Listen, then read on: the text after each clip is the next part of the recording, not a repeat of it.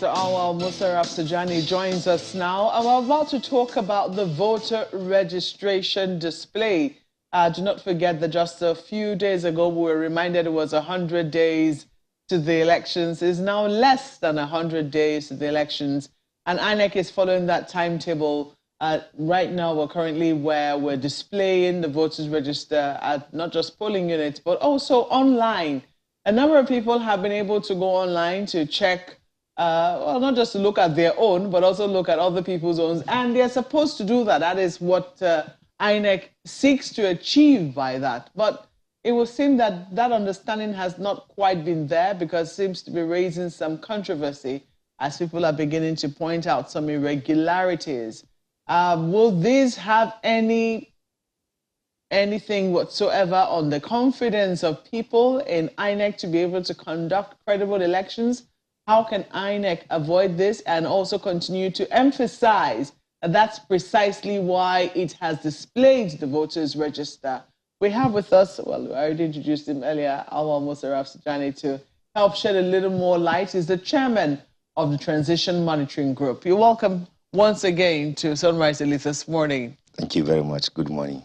Were you surprised when you heard some of the, will I say, objections or some of the observations that people had begun to make over the display of the voter register, not just online, but also at polling units? Did it come to you as a surprise, or was it expected? No, it didn't come as any surprise, given the desperation by some politicians in this country to do everything possible to undermine the credibility of the 2023 general election and also dash the hope of Nigerians who are yearning for positive change by ensuring that we have free, fair, and credible election in this country. So those set of politicians will connive with people that are working in INEC to undermine even the effort of INEC itself. We can confirm that the leadership of INEC is determined to ensure that this election is conducted in free, fair, and credible as we all envisage. However, some of these disturbing issues that are emerging is affecting the confidence that Nigerians are having.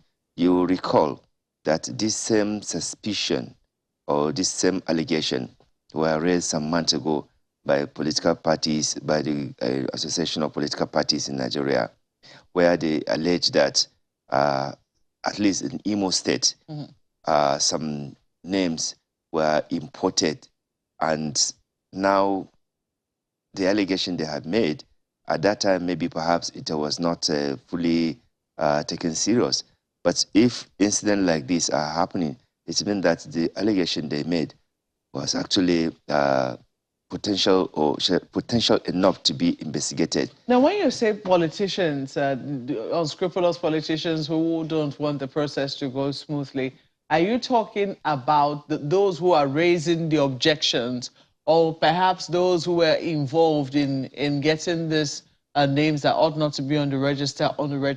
No, those who connive in INEC to register people that are not supposed to be registered. Okay. Those are the people I'm referring to. Those are the desperate politicians who will do everything possible to bribe their way, to impose themselves, to doctor and manufacture names that are not supposed to be in the register.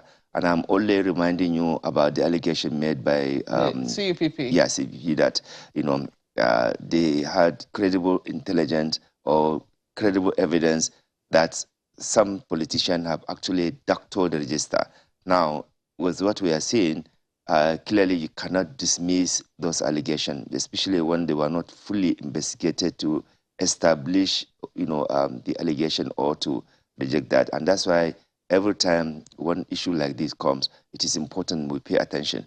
Secondly, I think those who perpetrated this act of unpatriotism and also attempt to undermine the collective aspiration of Nigerian people to see that we have election that will at least give us some, confidence that Nigerians voted what they wanted, and also not, to have what they usually, have as their rigging platform.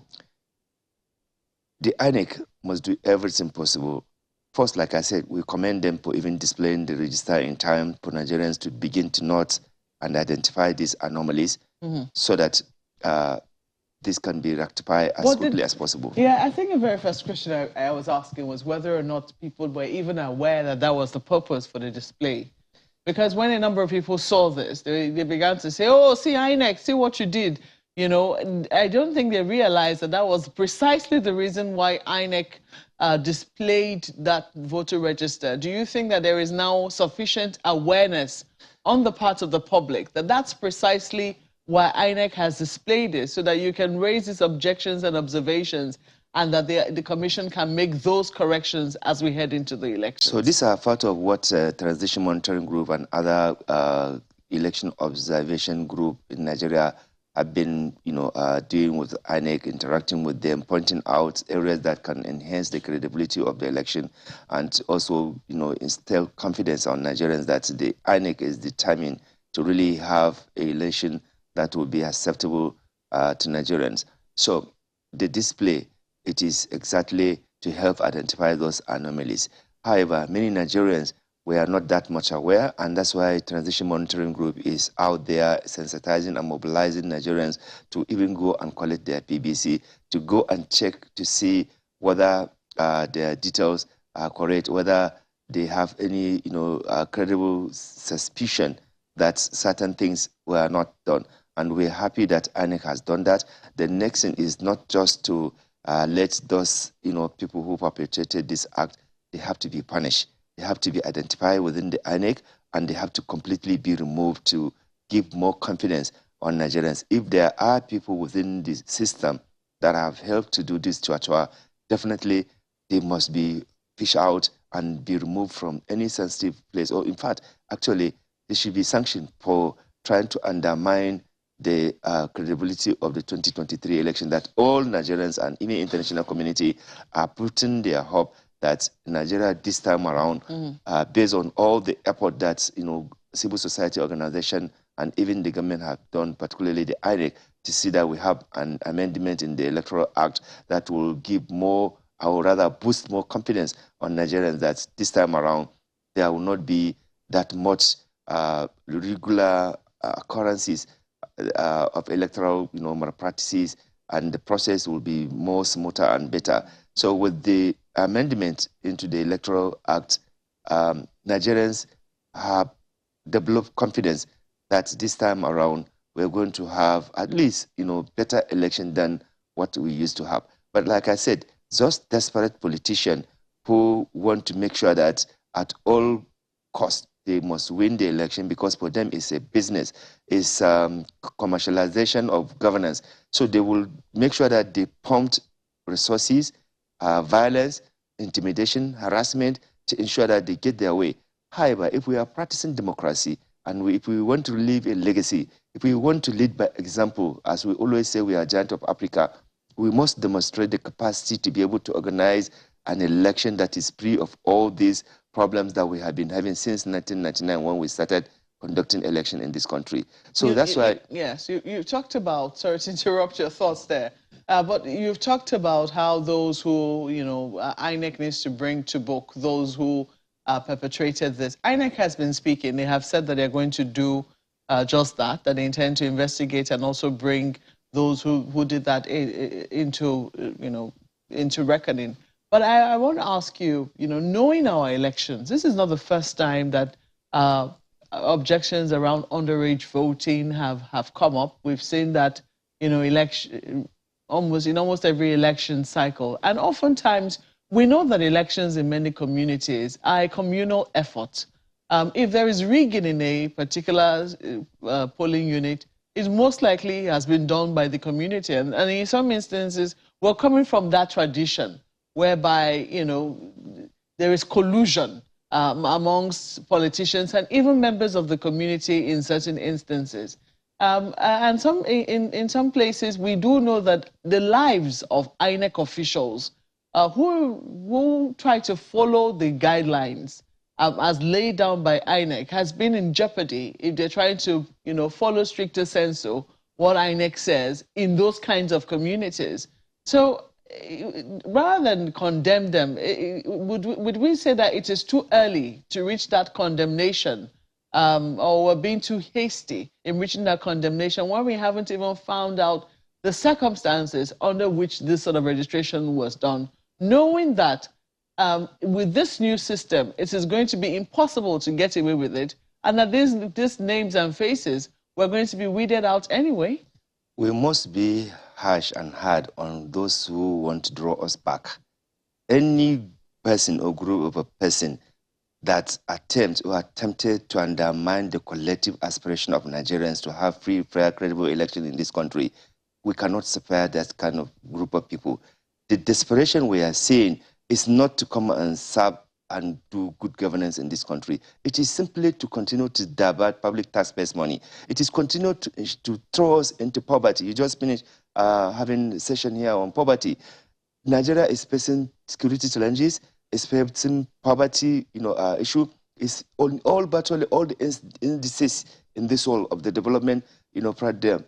Nigeria is getting back. It's going down, down, down. So we need to have, and in democracy, it is only through election of people who are competent, credible, who have track record, that you can be able to fix the problem at local, state, and national level. So therefore, we must be concerned when we see things that are going to undermine that process, that road that will lead us to having such kind of thing. And secondly, we want to really have a greater departure from what it used to be, where people, because of their money or because of whatever they do, they control and manipulate the electoral system in the country. That is why we cannot be soft on those people. Secondly, INEC is a friend to civil society, and civil society is happy to be working with INEC because they have listened to civil society, they are listening to civil society to point out so many errors. There are so many advices that civil society do give to INEC publicly and privately to enhance the credibility of the system and restore confidence. And you can agree with me that because of this relationship that INEC is having with civil society, many lapses in the previous election, INEC had worked toward addressing that. And if we notice some people within the INEC are also undermining this effort within the leadership of INEC, and for INEC to have an election that we all be proud of, we must point out to them.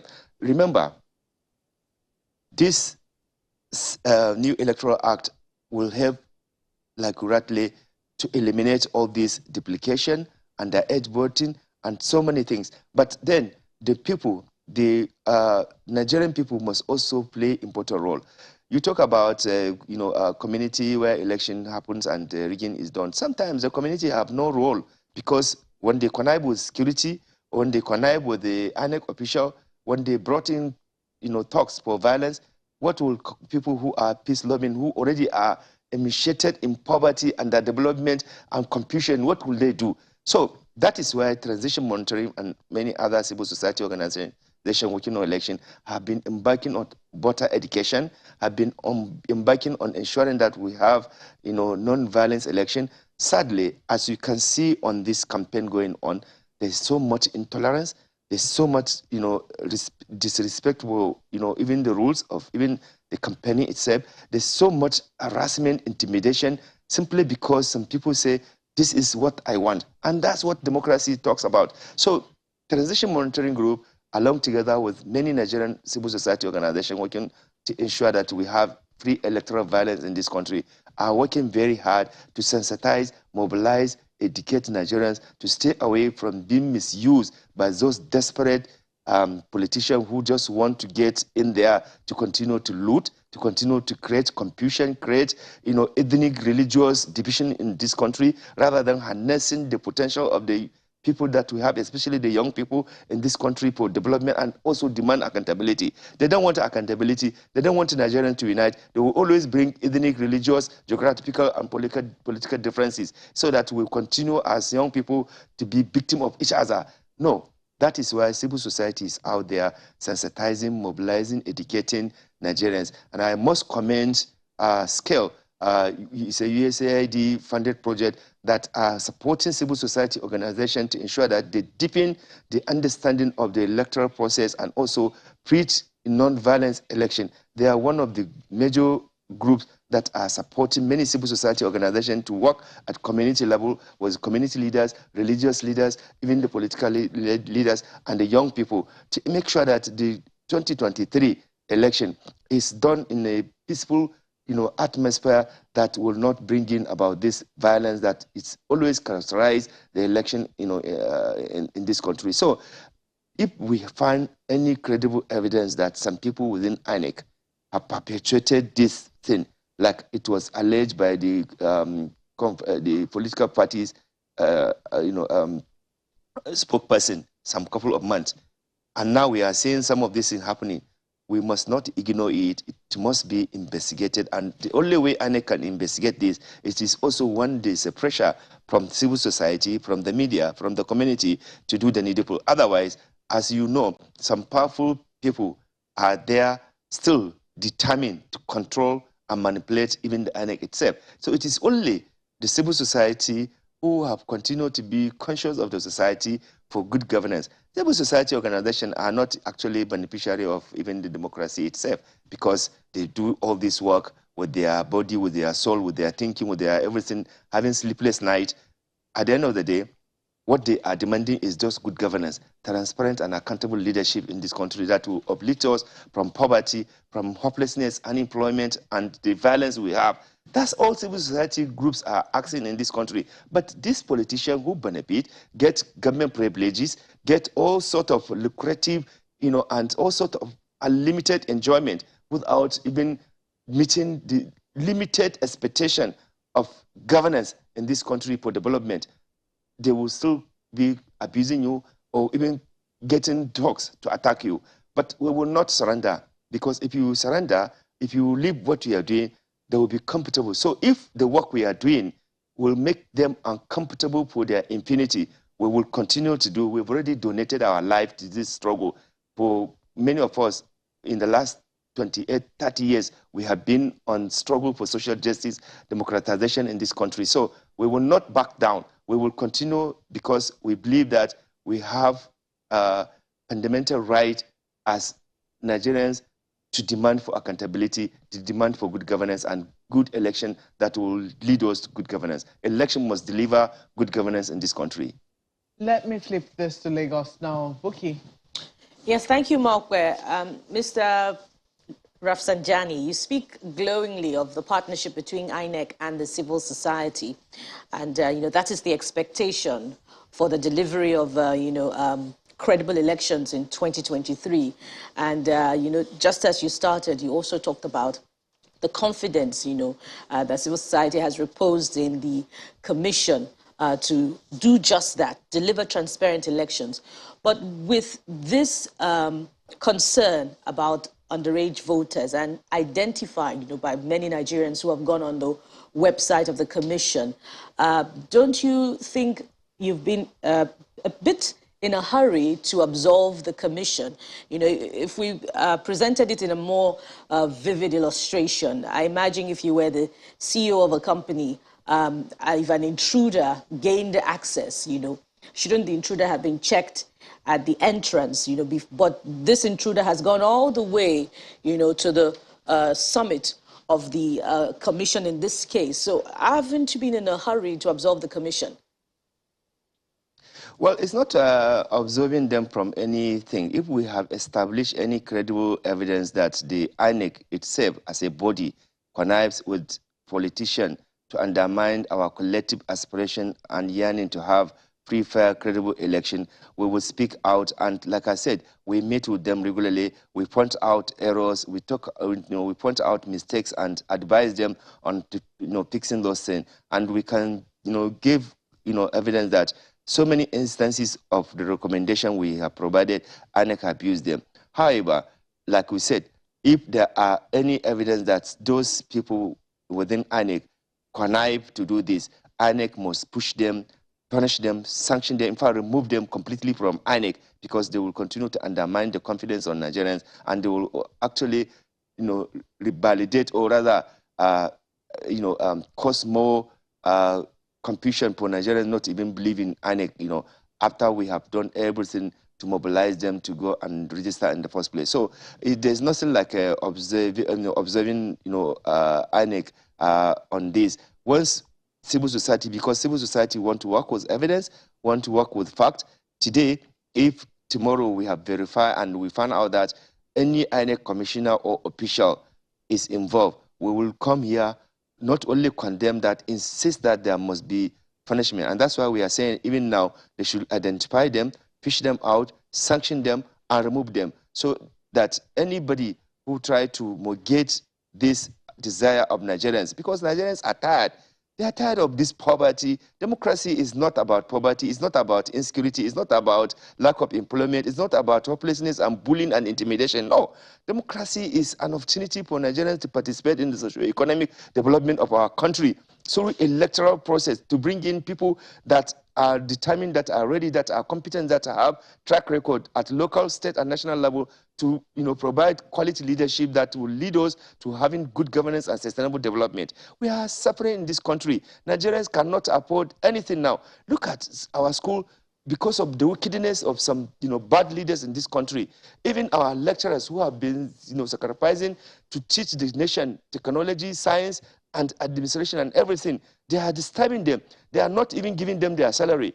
And Nigerians, they just really want to have an election with the new people, with the commitment that can help address issues of education, collapse in the health sector, collapse of the security sector, and be able to have more prosperity, because we have so much leakages in the country, and the current leadership appears to have been really tired and maybe lost ideas on how to galvanize the country. So let us have a fresh blood of people that will come, who can only come through having a credible, free, fair, and credible election. And if there are people who are trying to draw us back to continue in such kind of misery, we would definitely, as civil society, mobilize, conscientize, educate people to make sure that they make a right decision so that we can get out of this quagmire we find ourselves. Mr. Rafsanjani, indeed, the demand is that INEC, identifies these people who are in cahoots with politicians, as you say, to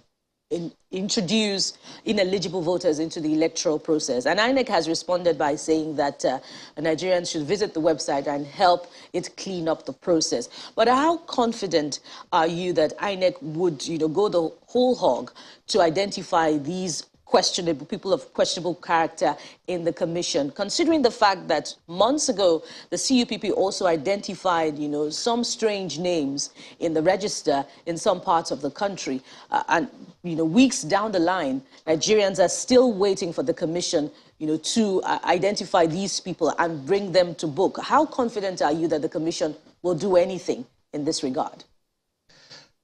So the truth is that this must be a collective work by INEC and other relevant agencies, as well as civil society and community, as well as political and religious leaders in this country. Because if we just leave it, assuming you just leave it only to INEC without the pressure to even do that, those powerful, untouchable, politicians who always, micromanage and control governance system and electoral system with their manipulation, with the use of violence, with the use of all sorts of intimidation, the INEC on its own may not be able to succeed. So we need the collective pressure. We need this awareness. We need Nigerians to be speaking. It should not be just a set of, some people that will be talking so that they are being seen only as enemy. No, it is our collective responsibility as responsible, patriotic Nigerians. Look, in some country, all these things are not even happening, cannot even happen. In some country, you even vote and send your ballot, box through mails. But in Nigeria, because the issue is not about serving, it is about, primitive accumulation. It is about using it for impunity. That is why you see they are making this thing do or die, because once you are there, overnight, you are elected, whether as a councillor or chairman or House of Rep or State Assembly or governor or wherever, you find yourself, you have become billionaire.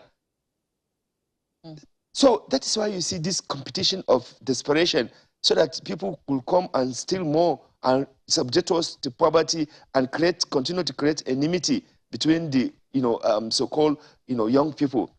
Look, we must commit ourselves to having a credible election that will deliver good governance in this country. That is the benefit of democracy. That will what make Nigeria and Nigerians move forward and be able to say that we are in democracy. Like I said, democracy must deliver peaceful coexistence, must deliver justice, must deliver fairness, must deliver a system that will make you feel as a Nigerian to move anywhere freely without being harassed or intimidated or being called names. That's what democracy must listen. And democracy must ensure that the inequality in the society that is making it difficult even for women to excel, for young people to excel, it must change.